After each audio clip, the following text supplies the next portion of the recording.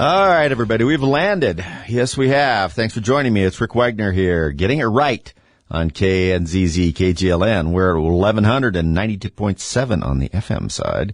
That's 1100 on the AM side. And 980 and 101.3 on the respective sides from KGLN.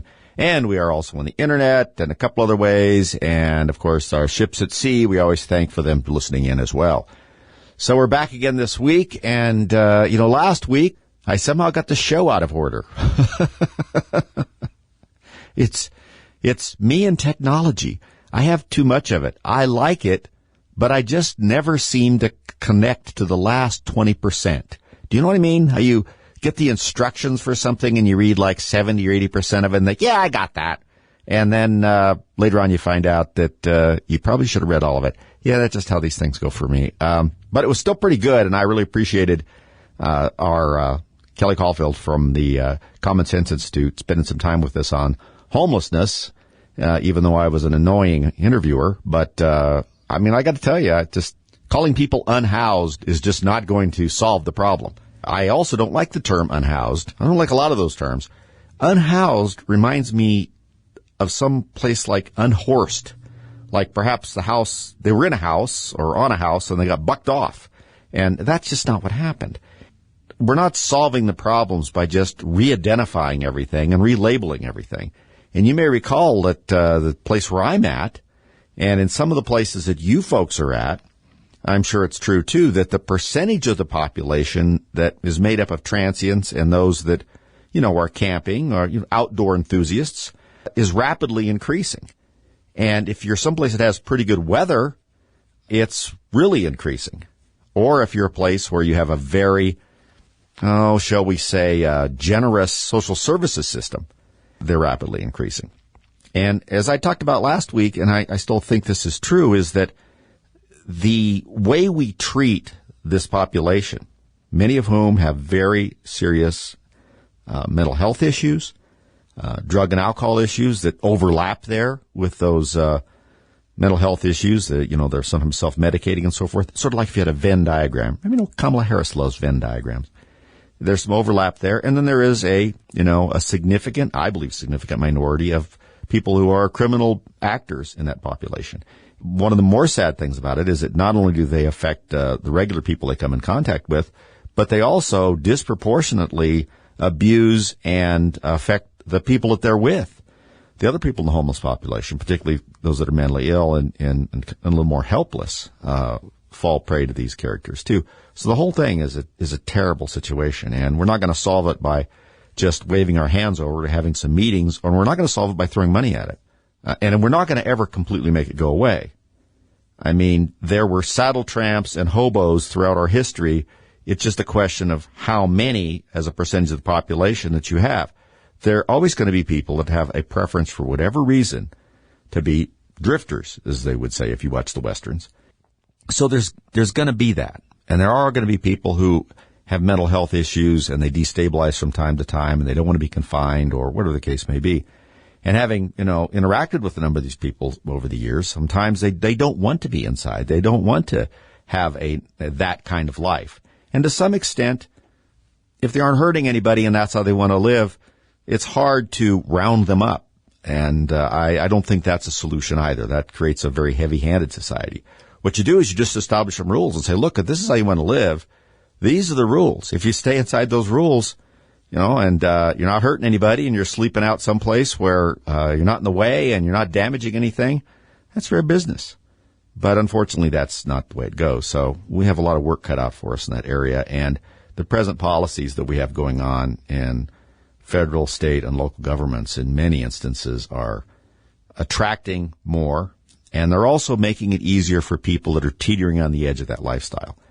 People who are drawn to that lifestyle for some reason or who don't want to do the things necessary to stay in one place and maybe have a job or at least stay rooted somewhere. Their predilection is not towards that. And when you make it much, much easier to hit the road through social programs and not making any effort to sort different people out who are more deserving of help than others, then you encourage some of those people to fall off that. they fall over that edge because the drop down isn't as far as it used to be, and it's more attractive.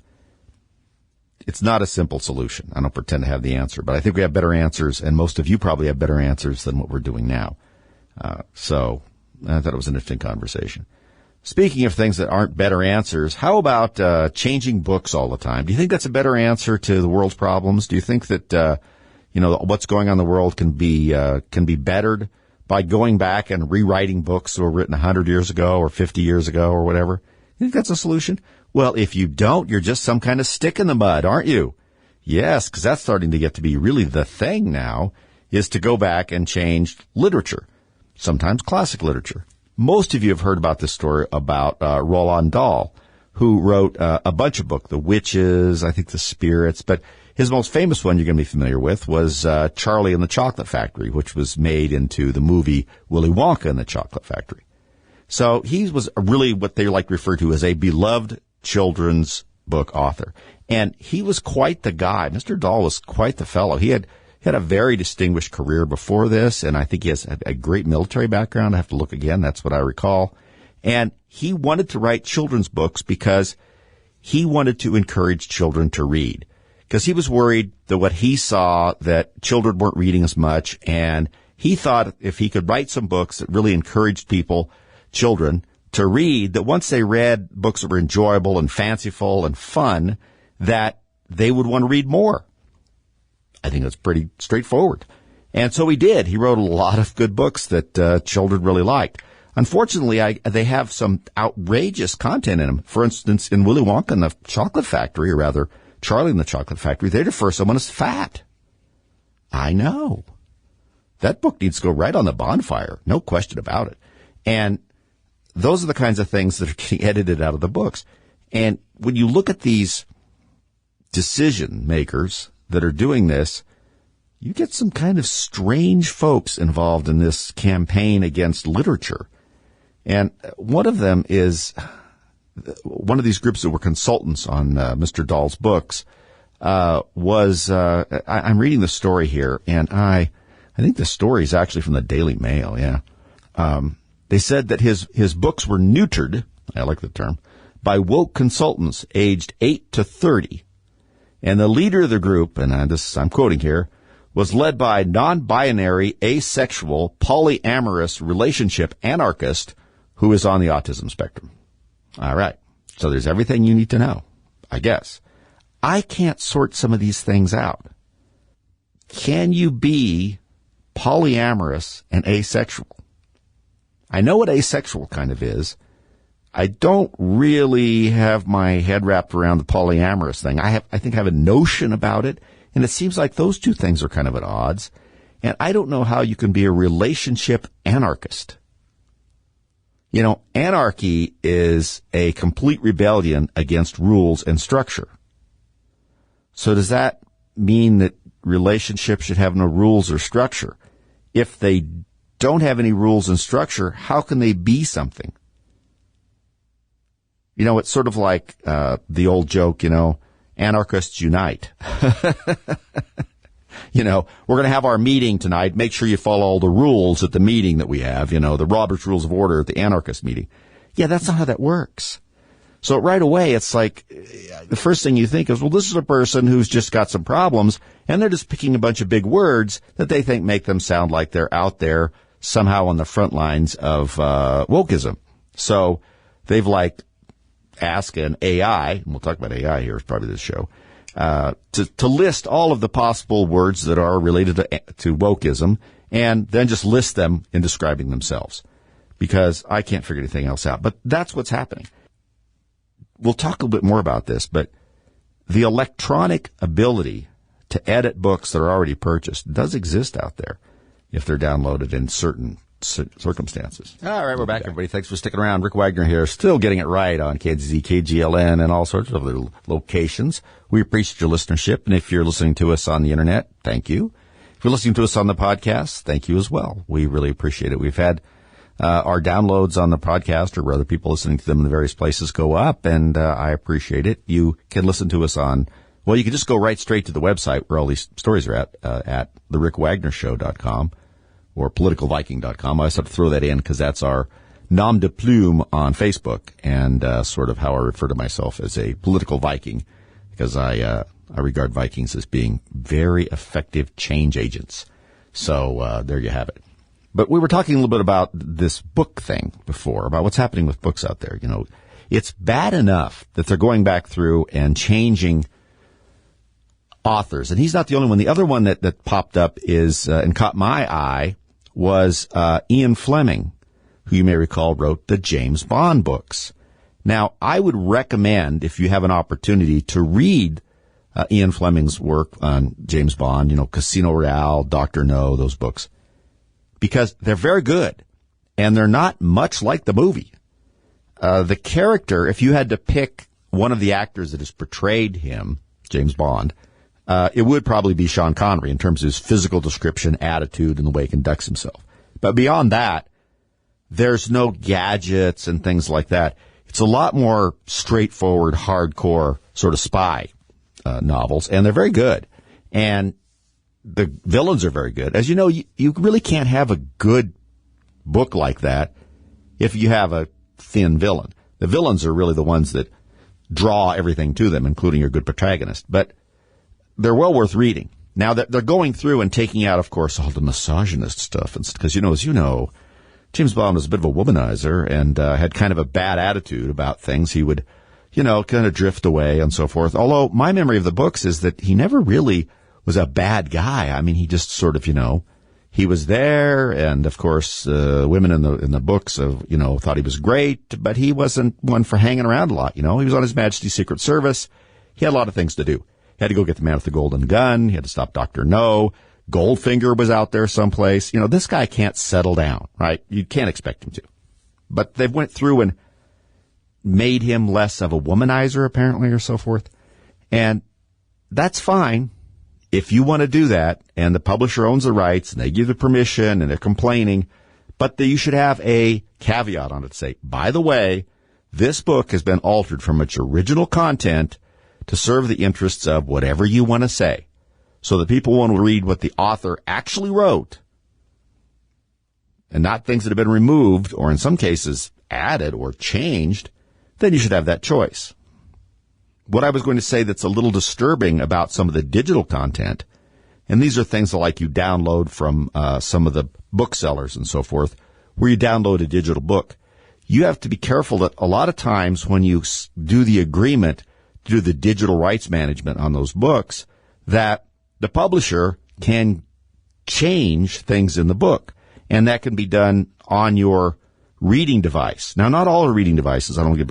But, if you're essentially reading on something that is like that is owned by a company, and you think that you have borrowed the book or whatever the case may be, you're probably actually, despite the fact it's sort of downloaded on yours, you're actually hooked into their website, and they may have permission from the publisher to change things.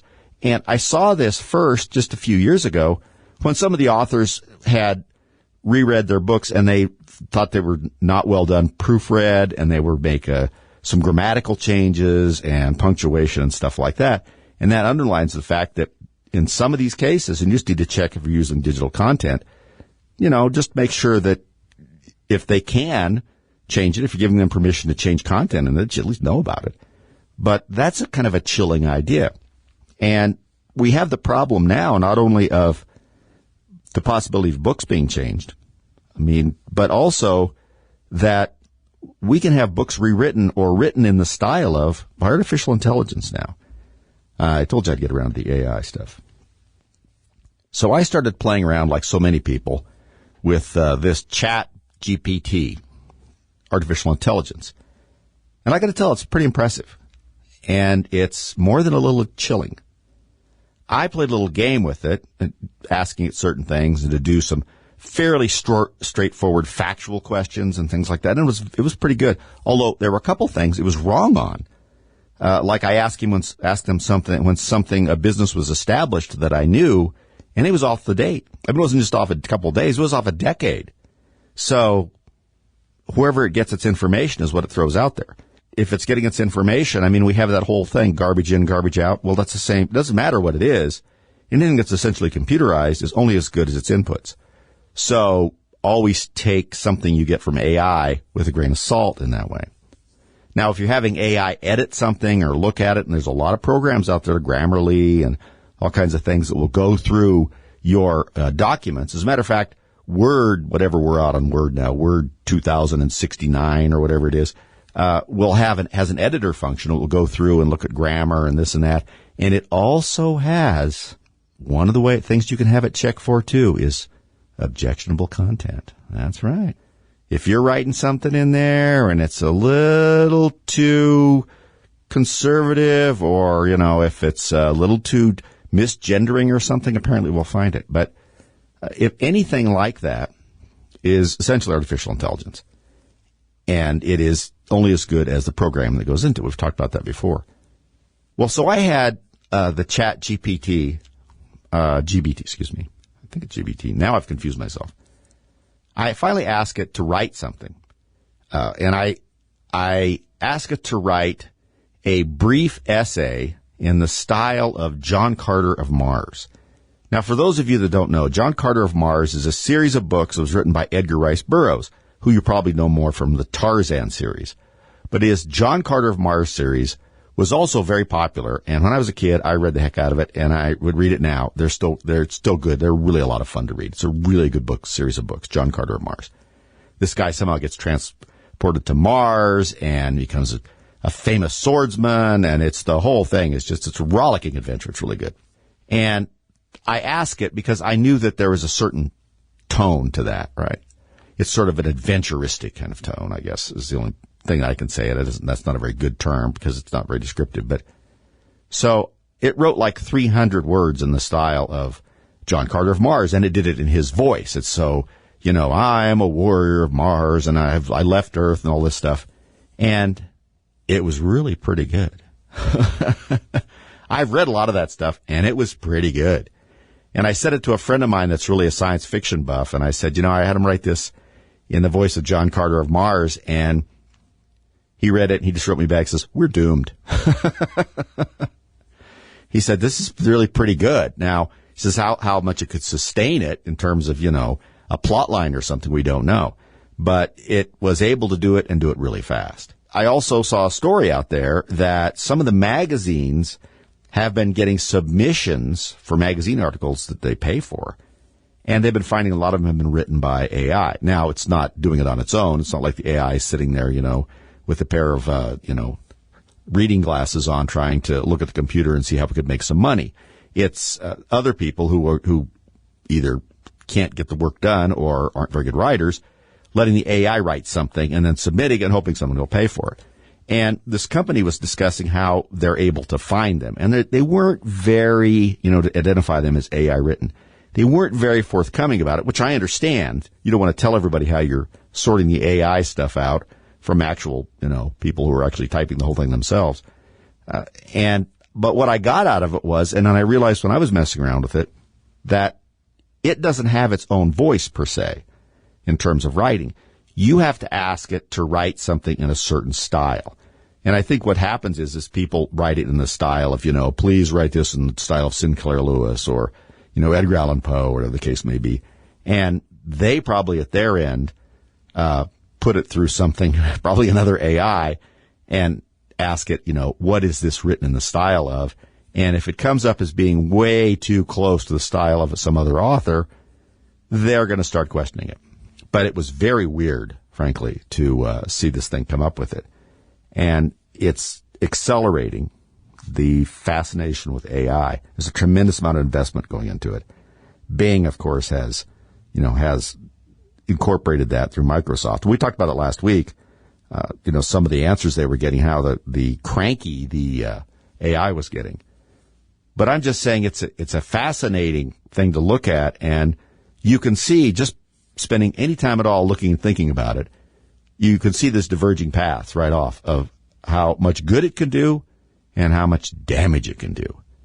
And how, if it's turned loose on the internet to look for disinformation, how fast it could find things that are only disinformation because they're things that it's told to look for. It doesn't know information from disinformation. Right? It does not have independent thought. We're not there yet, thank the Lord. It is only based on what people put in it. And so there's a lot of fascination from government agencies into this stuff now. And we really have to kind of watch it. And I'm out there whenever I see a story about it and looking at someone like the IRS or someone trying to incorporate, artificial intelligence and who they choose to do audits on, which they use some computer program algorithms already, as my understanding. It's just something to watch. I keep my eye on it. So should you. We'll be all right, we're back. Thanks for everybody sticking with me here. Get Rick Wagner getting it right here on KNZZ and KGLN. We're at 1100 and 980 on the AM side, depending on where you're at, and 92.7 or 101.3, depending on where you're at there. And, of course, we're on the Internet. And we are also on podcasting, various places. You can go direct to it if you want to go to our website, therickWagnerShow.com, or politicalviking.com, which is our Facebook place. Well, you should go to our Facebook, too, the Political Viking, because we are the disruptor out there. That's why this show is a little bit different. Now, after I've probably made you nervous about artificial intelligence and this and that in the last segment, hopefully it wasn't too boring, I find it fascinating. I just want to point out that it is ultimately a good thing if used properly, just like anything else. It's not the item, it's its use. It's sort of like the gun control debate. You let a maniac have a gun, it's a bad thing. You let a citizen who's trying to defend people from the maniac have a gun, that's a good thing. It's the same kind of thing here. If you let maniacs run artificial intelligence so that they can decide to turn your power off if you voted for a Republican, that's a bad thing. If you use artificial intelligence to help diagnose problems with various things that you have, like your vehicles or even your furnaces. They're talking about, getting even more involved in the diagnostics of things, household appliances and things like that, where it can read circuitry and so forth, and then figure it out a little bit based on what's happened with other things along that line. It takes it the next step beyond the diagnostic equipment, which tells you what the fault code is and this and that. Like an AI can take those fault codes and go right out and bring you back the data that says, oh, when it's this fault code and it's in this area, many times it's this and that. The things that you could probably find out yourself, but have to do a little research, unless, of course, you've had a lot of experience with that specific problem. So there's a lot of things it can be useful for. Will it think? No. It seems to think. And we use the term when it's, tapping its foot there and before it gives an answer as thinking. That's not quite what we think it is. Not to use the same term over and over again. And it all goes back to this idea of life and what separates life and awareness and sentience from machine intelligence and all this other stuff and the crazy things that we'll see on science fiction television shows and this and that, some of which will probably be ultimately written by AI.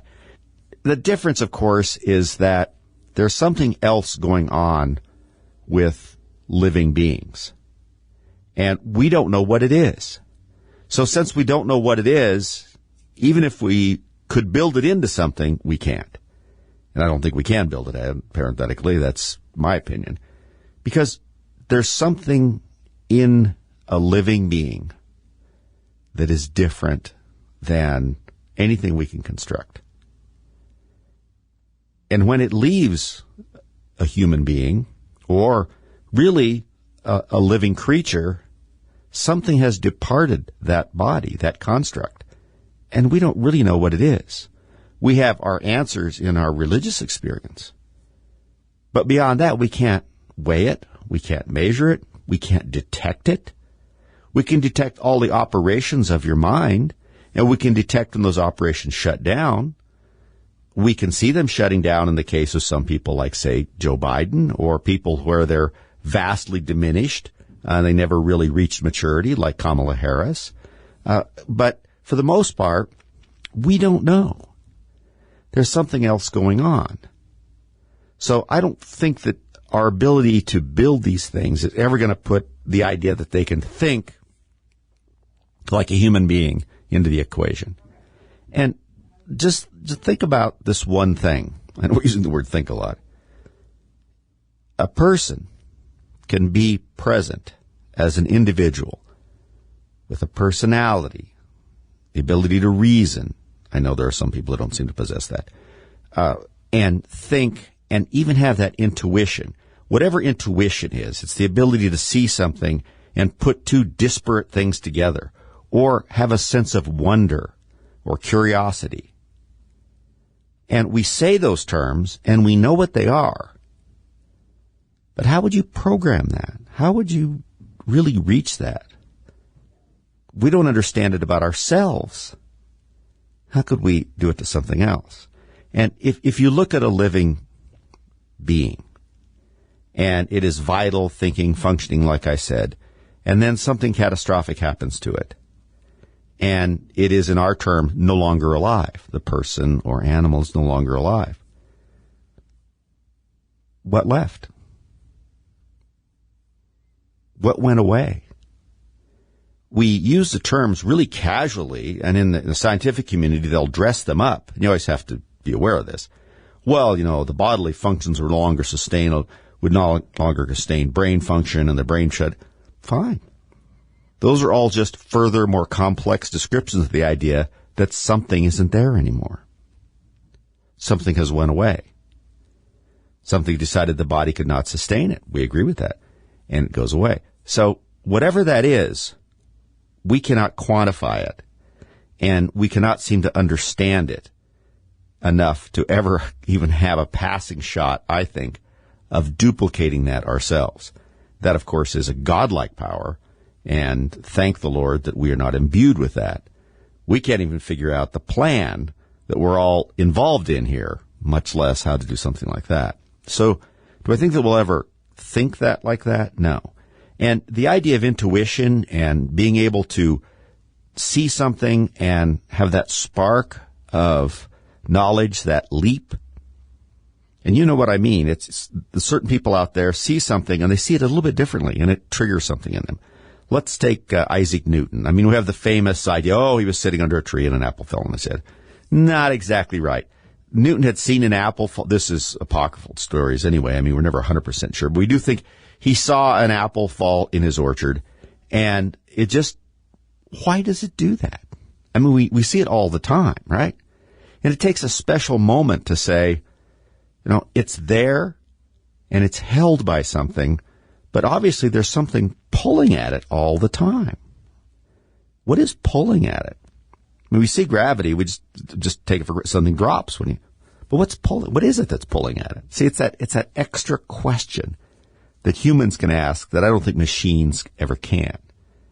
That moment of, why is that? That kind of curiosity, that kind of moment, that spark of creativity or genius, I don't think is reproducible any more than the idea of whatever it is that is a soul in a person that departs a body is reproducible. So, I mean, that's my 2 cents worth on that. It's interesting to think about these things. And artificial intelligence can probably become very, very useful. I've messed around with it here to talk about it on the show and used it for a couple of things to see how it work. And I talked about how I had it write a brief essay in the voice of a character, from a science fiction novel, an old-time science fiction novel. One of my favorites because, Edgar Rice Burroughs, when he wrote these John Carter Mars series, and I may have mentioned this on the show before because it fascinates me, he describes Mars, of course, because his character is now on Mars, and it's having all these adventures and this and that. But one of the things that's always mystified people, and astronomers especially, was when he wrote this was long before they had detected that Mars had any moons. The moons of Mars are very small, and they're very close to the surface, which, as we've discussed about orbital dynamics, when a satellite of any kind is closer to the surface, in order to stay up there, it has to move faster. It has to have that force, that really spinning quick force of being closer to the planet to make it up there. Well, the moons of Mars, Deimos and Phobos, are very close and small, and they weren't spotted for a long time until after Edgar Rice Burroughs wrote his books about John Carter. And he describes them as being very small, close to the planet, and hurtling across the skies. And it's a very unusual phenomenon, and not one that we had really knew anything about when he was writing about it. And the idea that he not only seemed to know about these 2 moons, describe their size more or less, and how they moved across the sky, is just kind of an amazing fact. Maybe he did go to Mars, and we just don't know. We don't know. It was very bizarre. But anyway, you know, the kind of things that it can do when it can write in the voice of a character or something is really not as amazing as it sounds. It is amazing to see that it can do it in the kind of time it does. You could do that too if you went and studied a lot of this person's work and how the character talked and then went and wrote it. The only difference is the AI can go out and do this so much faster. And that's where it can be helpful in these kinds of things. It's just a matter of who controls it. Like I said, it's no different than how George Washington described government. The government was like fire. It could be useful when controlled, but dangerous when it wasn't controlled. It's the same kind of thing with AI. It's like our firearms, kind of. It's who's using it, right? So I think we'll get very, very great benefit out of it as it goes on. We just have to be careful about who's in charge of how it's used and who's in charge of telling it what to think. I mean, obviously that makes a difference. If you let your 15-year-old go through and pick out apps for your phone, you're going to wonder why most of your apps are TikTok, Instagram, Snapchat, all of the things that they use. It's how they think.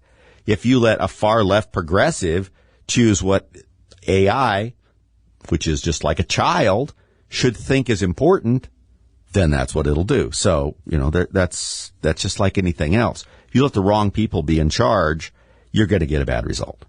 That's why it's so important for us to put the right people in charge while we still have the ability to vote in a way in this country that we can change our government.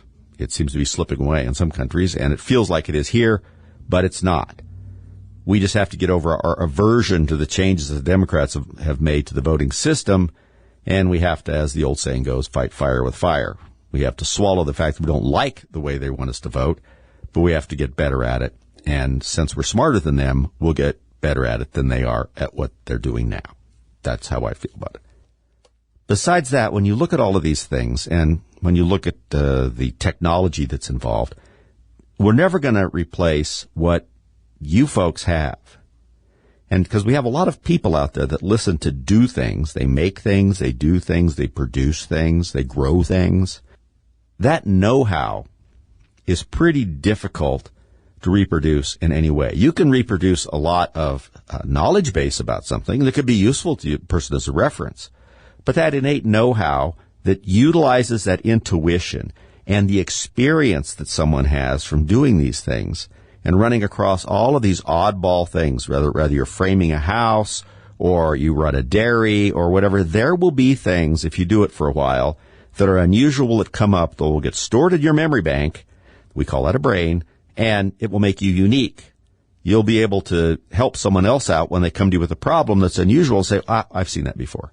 And that is what's good about people that have know-how, is it's more than just a straight book learning knowledge base. So that's why it's so important out there. And that's why as we're losing these people out of the workforce and we've devalued them so much in the past, we better get our act together, because you can't live on a cell phone sitting in an alley with no food. If nobody's going to keep you warm, nobody's going to feed you, nobody's going to clothe you, being able to play a word game on your cell phone is not going to keep you alive. There's a lot more important things. We've sort of been dazzled by, in many ways, useless technology because we like to be entertained. So we can't substitute entertainment for survival. Speaking of survival, not to make too much of a transition here, I was looking at what was going on in Denver because, I'm very interested to make sure that we keep on top of these local races that we have. And I don't care if you're here in Colorado or Mesa County, Grand Junction or Delta, Montrose, Meeker, Ridgeway, Montrose. You guys, and all across the country, of people that are listening in Utah and on the internet, you got to keep on top of these things because they're the ones that are banging you in the head. I mean, here in Colorado, of course, we're peasants now because we have to trudge home with all of our goods on our own little sack that we bring from our own home. And we're not even allowed to, use a sack that might be provided by the store that might be plastic for reasons that, frankly, the people that did the ban can't quite explain either. And let me tell you, a government that can tell you what you can carry your food in can do a lot more things to you if you don't watch it. And by the way, we got to get that taken. We're going to have a statewide initiative because legislature is too heavily tilted towards the Dems right now to get that ridiculousness repealed. But anyway, in City and County of Denver, as an example, and it's a cautionary tale for all of you out there, the first step towards the electrification of home building is begun, and it started in commercial. The Denver City Council, because they have the IQ of an ice cube, have decided that they want to jump on the climate bandwagon, and the way you jump on the climate bandwagon, which is bizarre if you think about it, is to have everything electric. And so they're mandating that new commercial construction, and I think it's past 2030 or something, I have to look again. I think it's actually sooner than that. The point is, this other thinking is going to have all electric heating. That would mean replacing the heating in it as well as the hot water heaters. Now, the next step, of course, is going to be residential. And I've told you guys to be watching your stoves and your gas fireplaces because those are firmly in the crosshairs. Now, electric heating all by itself, as we know, is tremendously inefficient and expensive.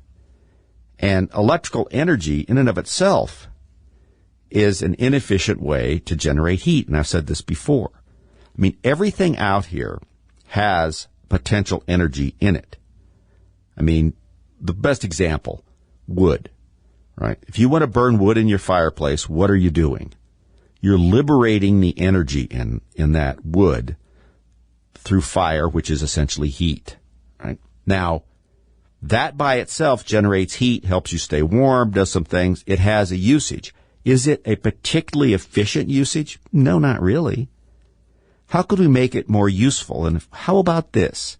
You take the wood and you burn it below a boiler. And in the boiler, you place water. Water also has potential energy. How do we know? Because when you combine the water with the release of the energy from the wood in a fire, it becomes agitated and it releases steam. Steam has energy in itself. It's another source of energy. You see how the chain works. The fire from the wood heats up the potential energy of the water, so it transfers energy into that, and then that energy begins to be dissipated up in steam. Steam can be pressurized, right? Put through little nozzles and so forth, and used to push things, like, say, a set of gears that would turn a locomotive, or, in more modern terms, to turn a turbine to generate electricity. Now, you don't have to use wood because it's kind of inefficient. I mean, it doesn't convert all of, or as much of, nothing converts everything in, all the potential energy is never converted to energy. There's always energy lost. It's one of the laws of thermodynamics. So you always lose something. And you're always looking for an energy source that loses less of its potential energy when it's converted than some other one. Natural gas uses less of its potential energy to generate heat than burning wood. And so you have natural gas can run a boiler, and the boiler pushes steam. The steam turns a turbine, which, by the way, as we've always said before, ask somebody that loves electricity how it's generated, because they don't know. Electrical conductivity is generated by its relationship in the electromagnetic spectrum between electricity and magnetism. And magnetism is used in a generation. As any of you guys out there that have wired up a generator know, that you essentially spin magnets around a wire, copper wire in this case, and it pulls in the surrounding energy through the electromagnetic spectrum, and that's how it generates electricity. It's not just out there floating around. It's there, but it has to be converted. And use it for heat is pretty inefficient, because to make that hot, you make it through resistance. Resistance is in of itself an inefficient thing. It's, in other words, you heat a wire up, and the wire will only transmit so much electricity before it gets hot, because it has impurities and difficulties in there, so it builds up resistance and it gets hot. It's exactly what happens if you overload a circuit in the wall of your house, and the wiring gets hot and can catch fire. Well, it's sort of a controlled version of that. So electric heat is really inefficient and expensive because of its inefficiency. So it's ridiculous. I mean, a good example is if you're driving an electric car and you turn on the heater, what kind of heater is it? Well, it's an electric heater. Because if you're driving an internal combustion car most of the time and you turn the heater on, what is it? Well, it's using the water that circulates around the motor to dissipate the heat, which is, once again, excess energy. It's inefficient energy off an internal combustion engine. So it generates heat. That's lost energy. And you use that heat that's in the water, that's used to cool the engine, you try and dissipate that excess heat, to run the heater. So you're actually using a more efficient type of energy conversion than an electric heater. An electric car, everything in it's pretty inefficient, but the heater is really inefficient, right? Because it has to generate energy from the battery, same battery that's charging everything else. These are the sorts of things that you people out there that have know-how just think about for a minute, and of course you understand it completely. But so many of the people who are making this policy have no idea how an internal combustion engine works. They don't know how an electric engine works or motor works. They don't know how the electricity gets to it. They don't know anything about that. And we've decided they're the people that should be making policy. Well, we haven't decided that, but some have. And I mean, this is how you end up with people like Pete Buttigieg, who, as I said, I'm not entirely convinced he can ride a bicycle, or certainly not for any distance, and is our Secretary of Transportation. This is how you end up with these crazy ideas. So if you're ever worried about not being necessary and you have a skill, yeah, you're not ever going to be unnecessary. These people can't do anything. They think they know everything. They know absolutely nothing about the practical applications. And so they'll always need you. But the point is to understand this world and see your place in it as a citizen and a person that knows how to do things, make things, and produce things, and understand that value. And that's why it's so important that you bring that value to your elections, to the process, and to use that value and knowledge that you have and the practical sense and knowledge that you have to question people who are running for office, to get past the platitudes and the grandstanding and find out practical solutions that these people have in mind. And if they don't have any, you don't want them running anything. We'll be back next week.